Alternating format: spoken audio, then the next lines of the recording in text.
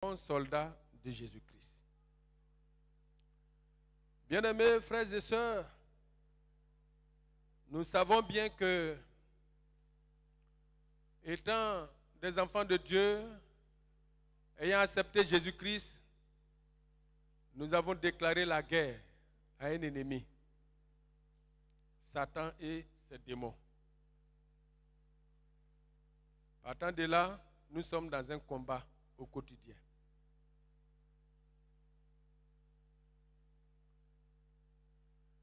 Dans le Nouveau Testament, le chrétien est souvent comparé à une brebis, un ambassadeur, une pierre vivante, et j'en passe. Chaque comparaison fait ressortir un aspect spécifique lié à sa vie chrétienne. Dans ce passage que nous venons de lire, Timothée exhorte son fils, Timothée, plutôt l'apôtre Paul. Excusez-moi, l'apôtre Paul exhorte son fils Timothée à être un bon soldat.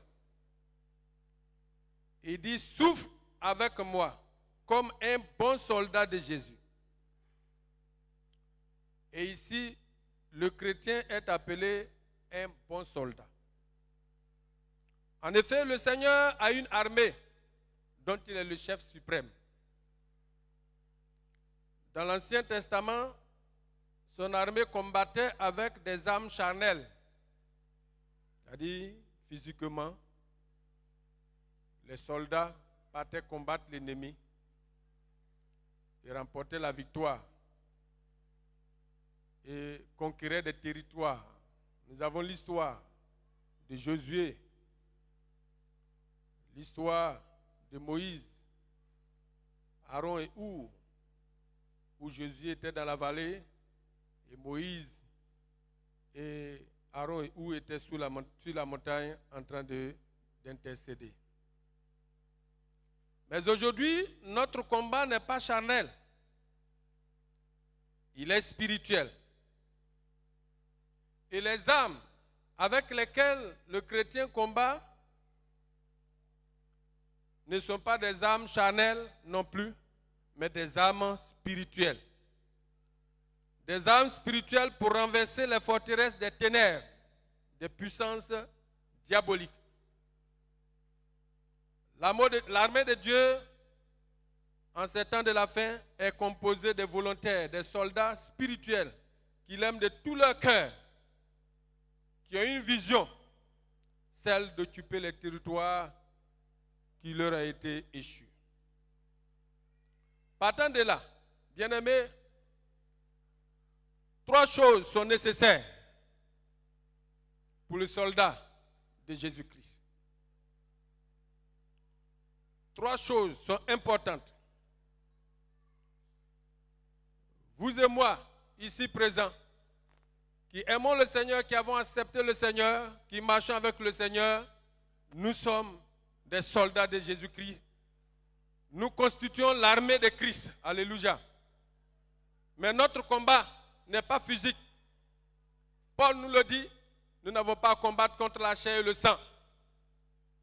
Mais notre combat, c'est contre les démons, les puissants des ténèbres, les princes qui occupent l'air et qui s'acharnent contre l'Église, contre les enfants de Dieu. C'est contre ceux-là que nous combattons, pas contre notre frère physique que nous voyons. Alors, l'objectif de l'ennemi dans ce combat, c'est de nous intimider, c'est de nous effrayer, c'est de nous fragiliser, nous empêcher d'atteindre les objectifs de Dieu dans ce combat. C'est pourquoi mon objectif ce matin, c'est d'encourager chacun de nous à ne pas se laisser intimider par l'adversaire, à ne pas se laisser effrayer. Nous savons que plusieurs sont effrayés. Il y en a qui font des rêves où ils ont peur. Il y a de l'oppression, il y a une influence ténébreuse. Et certains ont peur d'avancer avec le Seigneur.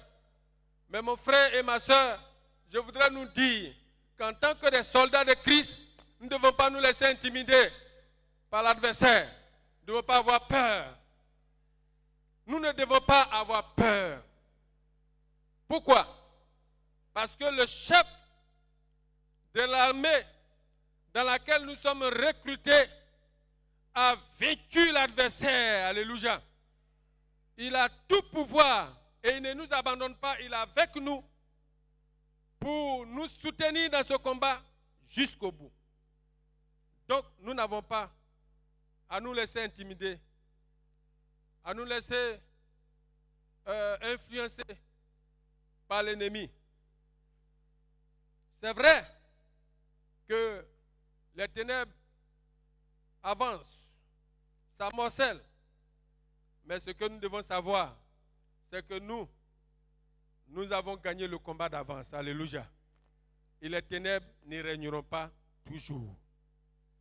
Le Seigneur Jésus, dans Colossiens plutôt 2, Colossiens 2, versets 14 à 15, il a dépouillé les principautés, il les a vaincus, les a livrés en spectacle.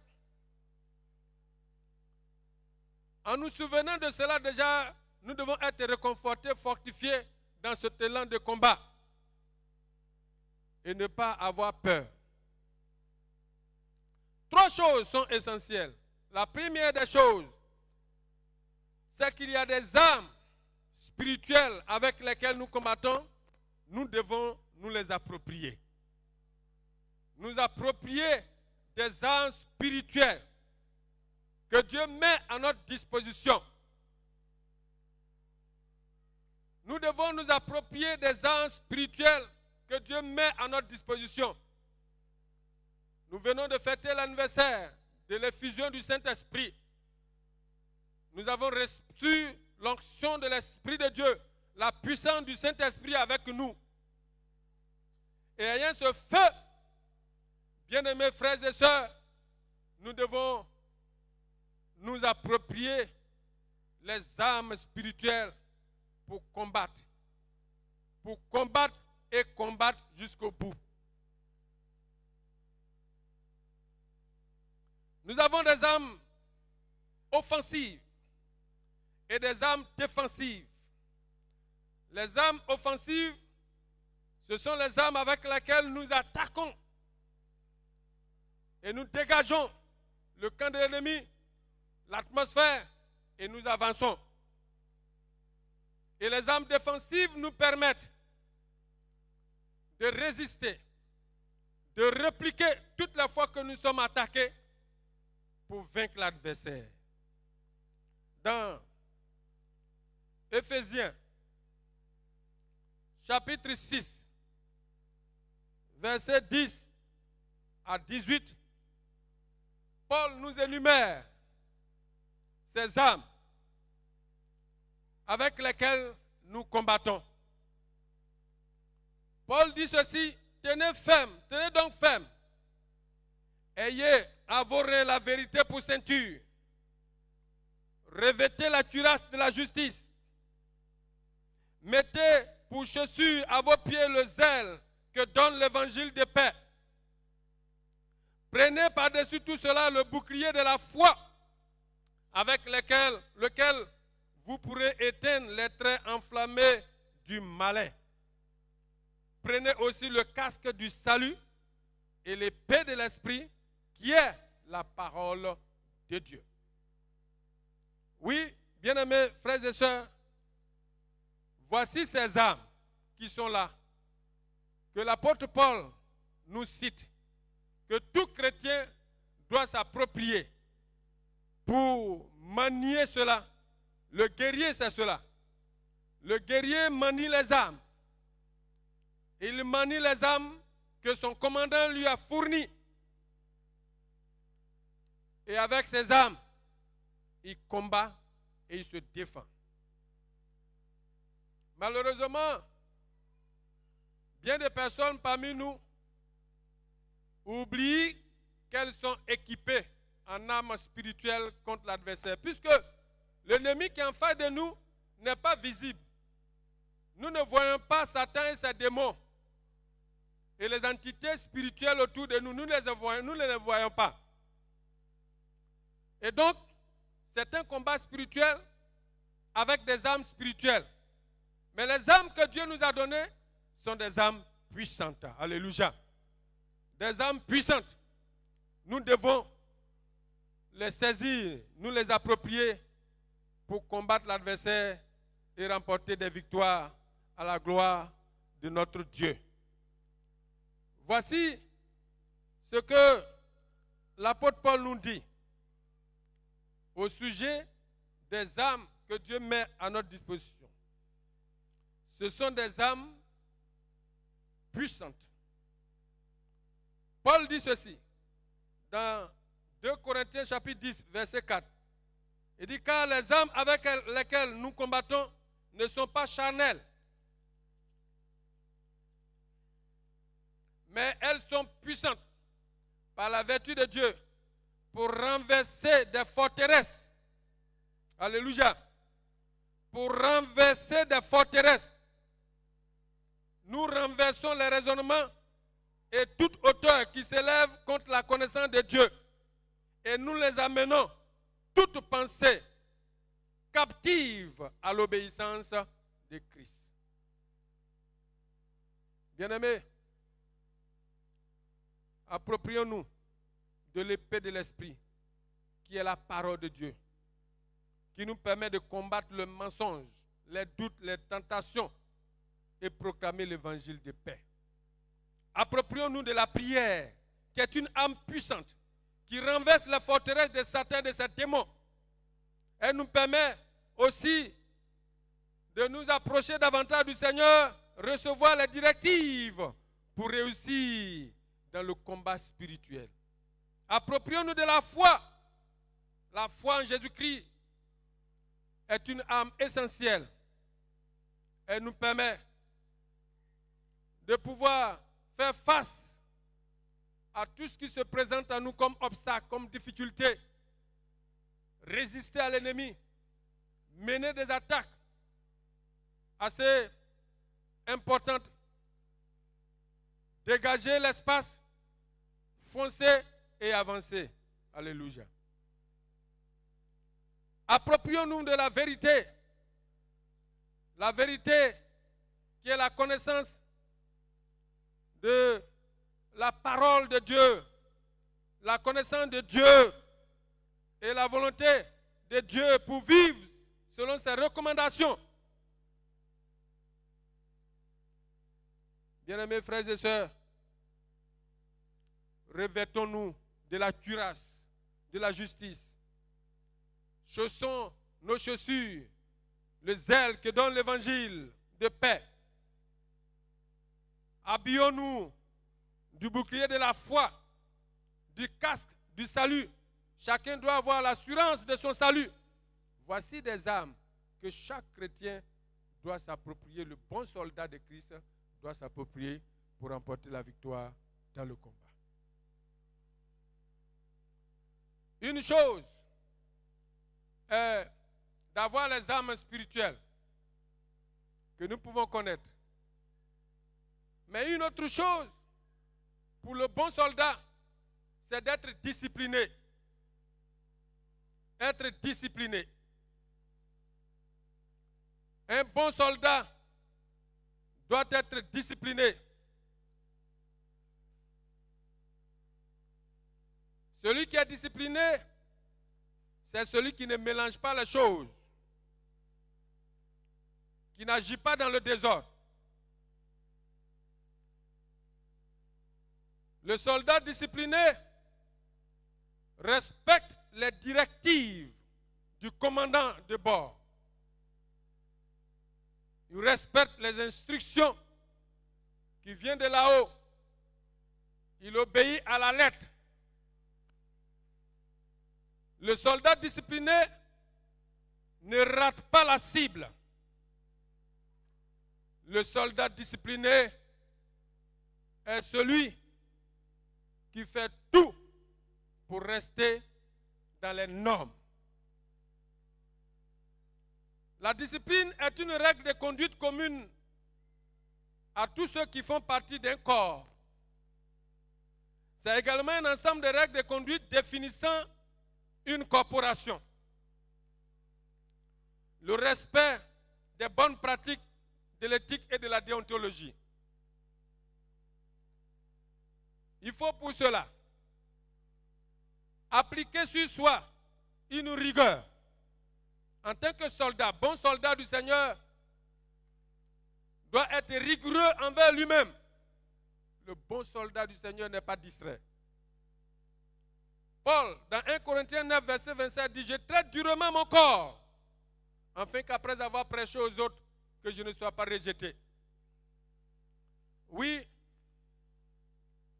le combat, le soldat de Christ que nous sommes, nous devons traiter durement notre corps. Imposer une discipline aux réactions du corps. Parce que le désir de l'ennemi, c'est de nous voir dans le péché, dans la désobéissance, pour pouvoir frapper et détruire. Mais le désir de Dieu, c'est que nous puissions rester dans la ligne du Seigneur, afin de ne pas s'exposer à l'ennemi. Le bon soldat discipliné ne prête pas le flanc à l'ennemi. Si tu prêtes le flanc à l'ennemi par une légèreté, cela risque d'être fatal. Parce que Satan ne vient pas pour jouer. Les démons ne viennent pas pour jouer. Quand il frappe, c'est pour détruire. C'est pour ne même pas permettre que tu existes, que tu jouisses d'un bonheur quelconque. C'est pour cela, bien-aimés, en tant que des bons soldats du Seigneur, évitons la légèreté. Évitons la légèreté spirituelle. Le bon soldat est vigilant. Il veille au grain. Le bon soldat est rigoureux envers lui-même, envers son enseignement. Paul a dit, veille sur toi-même et sur ton enseignement. Que le Seigneur nous aide. Le soldat discipliné, c'est celui qui pratique en réalité la sainteté de vie. La sainteté de vie. Qui recherche la pureté.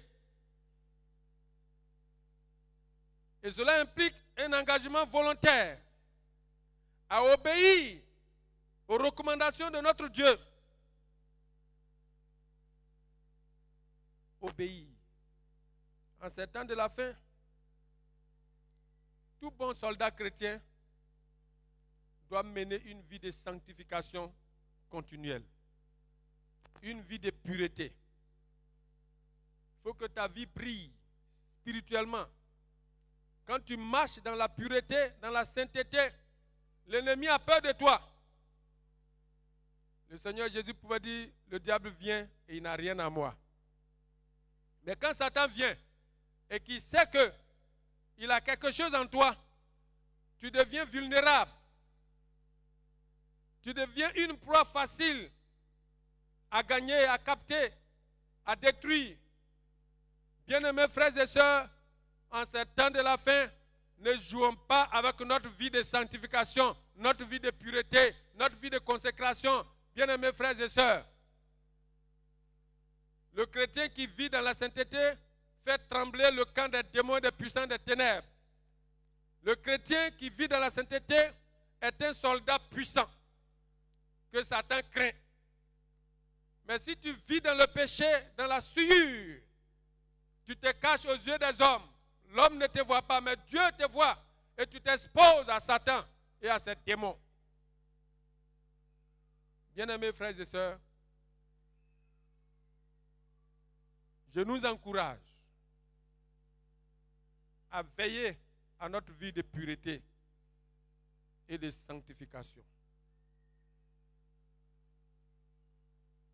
Le chrétien discipliné, c'est celui qui accepte les corrections, la discipline fraternelle quand tu n'as pas une bonne conduite chrétienne et qu'on te reprend, il faut accepter qu'on te reprenne dans l'amour fraternel et chercher à changer, à renoncer à ce qui n'est pas bien.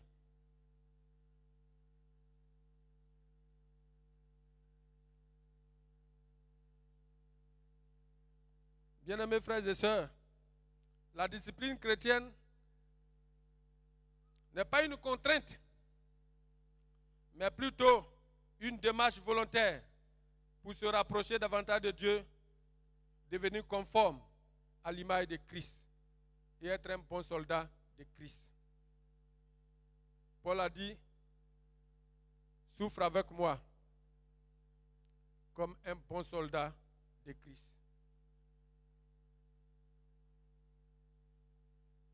Un écrivain du nom de Herbert Armstrong a élaboré un article paru dans la revue du Monde de demain, de juillet à août 2021. Et l'article est intitulé « Les 7 lois de la discipline ».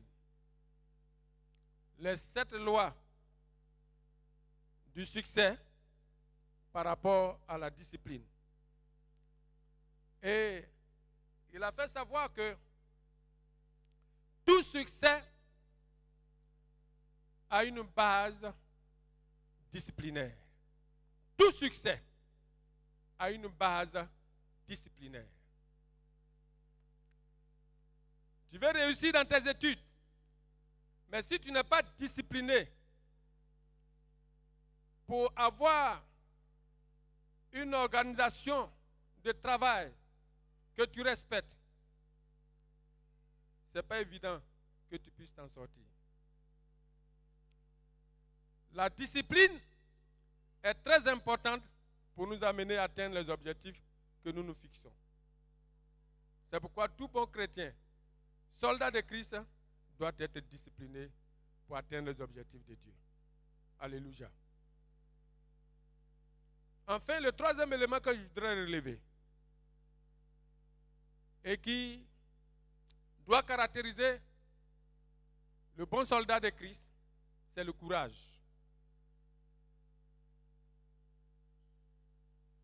Un soldat lâche et un soldat peureux n'a pas sa place dans l'armée de Dieu. Un soldat lâche ou un soldat peureux n'a pas sa place dans l'armée de Dieu. Parce que demandez à nos frères qui sont dans l'armée. Moi, je n'ai jamais fait l'armée, mais j'observe. Aller au front demande du courage. Aller au front demande du courage.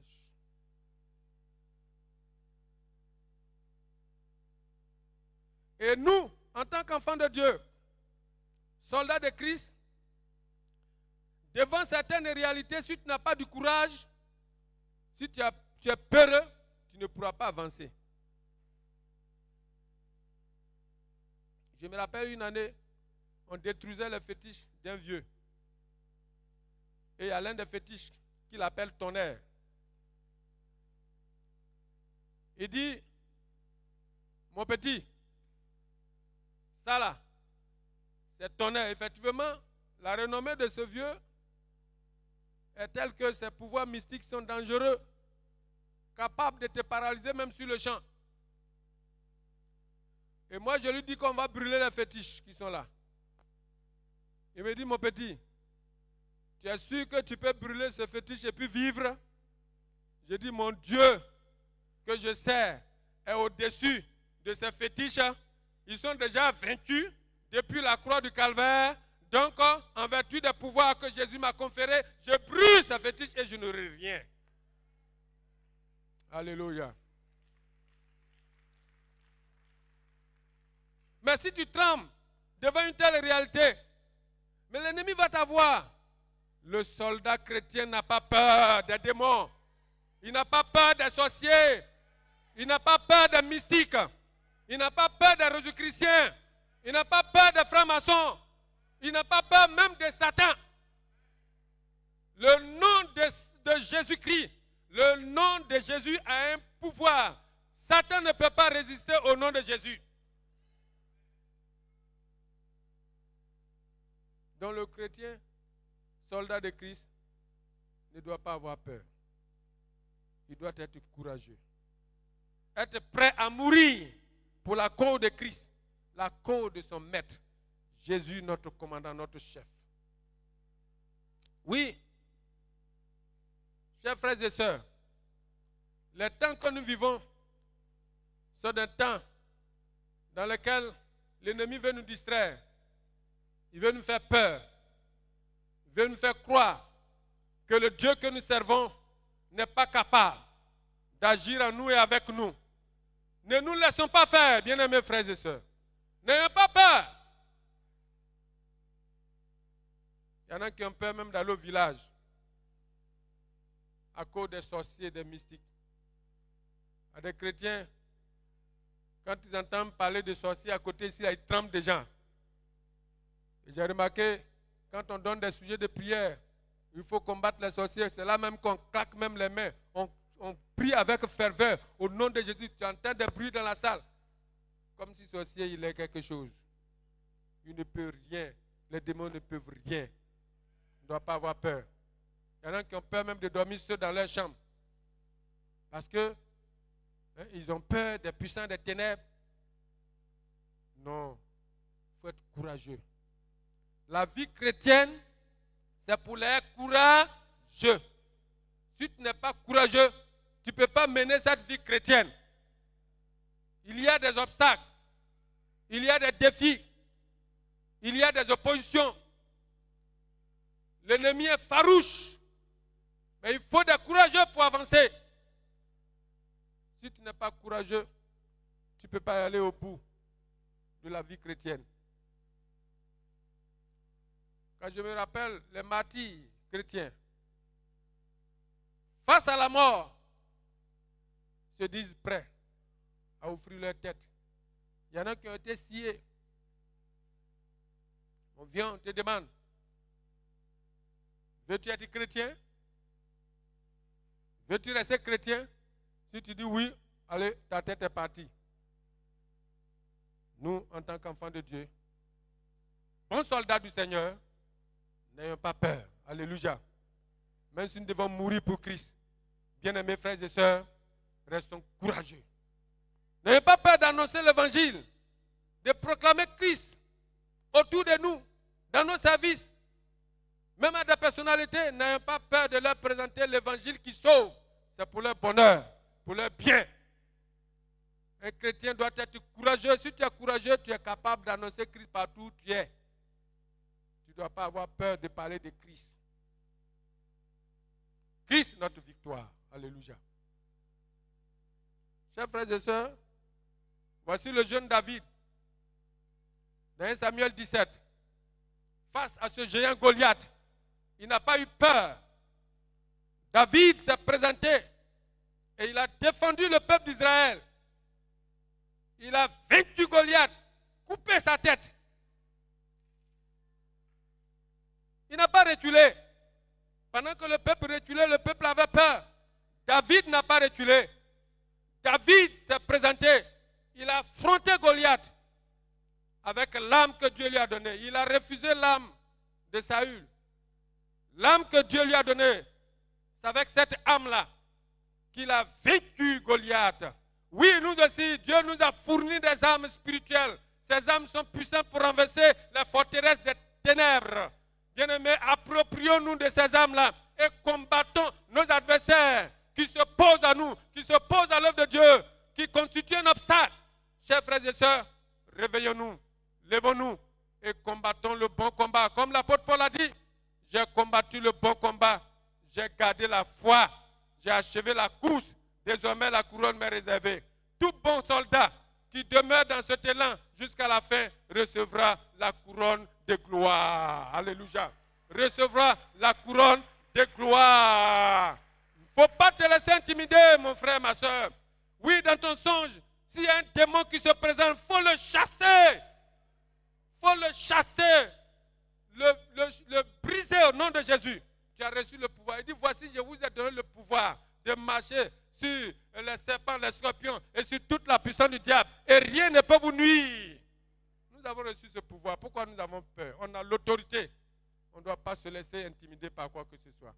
Bien-aimés, pour résumer, je voudrais vous dire que nous devons être des bons soldats du Seigneur, qui s'approprient les armes, disciplinés, mais aussi très courageux pour combattre le bon combat et recevoir la couronne de gloire. Prions ensemble le Seigneur. On va se tenir tous ensemble debout. Alléluia. Nous sommes soldats, soldats, soldats, les soldats de Jésus-Christ. Nous sommes soldats, soldats, soldats, les soldats de Jésus-Christ. Combattons, combattons, combattons, nous sommes les victorieux. Combattons, combattons, combattons, nous sommes les victorieux. Nous sommes soldats, soldats, soldats, les soldats de Jésus-Christ. Alléluia. Nous sommes soldats, soldats, soldats, les soldats de Jésus-Christ. Combattons, Alléluia. combattons, combattons, nous sommes les victorieux. Combattons, combattons, combattons, nous sommes les victorieux. Oui, tu vas prier le Seigneur. Si quelque part tu sens des oppressions, une influence qui t'intimide, qui te fragilise, alors tu vas combattre, tu vas prier le Seigneur. Au nom de Jésus, prions ensemble le Seigneur en fonction de sa parole. Au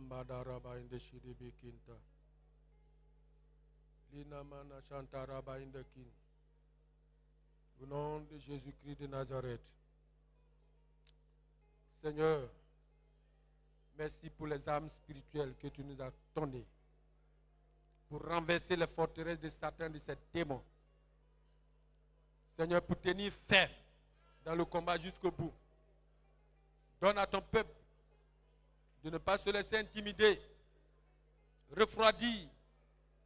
Ah Seigneur, à chacun de nous, donne-nous d'être debout pour le combat. Au nom de Jésus. Dans une discipline, Seigneur, parfaite, avec courage et sans relâche. Seigneur, allez pour atteindre la cible et remporter la victoire pour ta gloire. Bénis, Seigneur, cette parole dans nos cœurs. Agis pour mon frère, pour ma soeur. Agis, Seigneur, oh Dieu, pour ces bien-aimés. Seigneur, qui sont sous influence des ténèbres, qui sont effrayés par l'ennemi. Des personnes qui sont, oh Dieu, oppressées. Combien de fois des barrières leur sont dressées. Mais donne-nous, Seigneur, de ne pas lâcher prise, de mener le combat jusqu'au bout. Le combat, Seigneur, au nom de Jésus-Christ, le combat spirituel. Seigneur, contre les puissants des ténèbres, nous les chassons, brisons leurs œuvres. Leurs pièges soient brisés, leurs liens soient brisés. Là où Satan et ses démons ont érigé des forteresses contre la vie des frères et des sœurs, que ces forteresses-là soient renversées.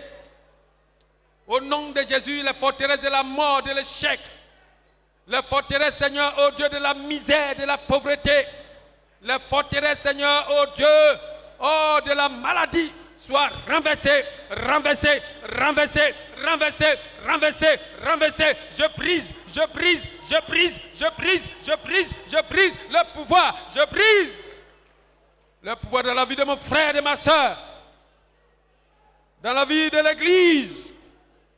Les ennemis de l'œuvre sont brisés. Ceux qui s'attaquent au projet de l'Église sont foudroyés. Ceux qui s'attaquent à l'avancement de l'œuvre sont foudroyés. Le manigance brisé. Nous avons la victoire. Kandabario, Shema Namara. Au nom de Jésus. Merci de nous donner la victoire. Nous combattons dans la victoire. Parce que Christ a remporté la victoire pour nous sur la croix du Calvaire. Sois béni et sois loué, Seigneur. Mon frère est victorieux, ma soeur est victorieuse. Au nom puissant de Jésus. Amen. Amen. Veuillez vous asseoir. Que Dieu vous bénisse. Je vais laisser toute la place au pasteur Préfina pour la suite. Alléluia.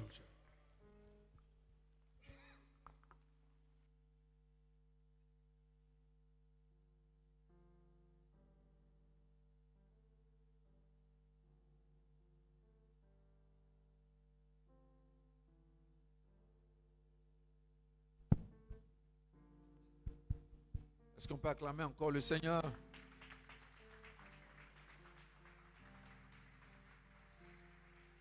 Merci à Jésus pour sa parole. Amen. Le chrétien a plusieurs images. Il a l'image de brebis, de pierre, de soldats, d'abord d'athlètes, d'agriculteurs, mais ce matin, le Seigneur nous rappelle que nous sommes aussi des soldats. Face à l'adversité des derniers temps, Satan a mis les bouchées doubles. Donc plusieurs sont intimidés, effrayés dans la foi. Donc Dieu nous rappelle donc à nous approprier les armes, à être disciplinés et courageux afin de renverser la tendance et de rester debout jusqu'à ce que notre Seigneur Jésus vienne. Amen. Et que le nom du Seigneur soit béni. Voilà. Que Dieu bénisse son serviteur aussi.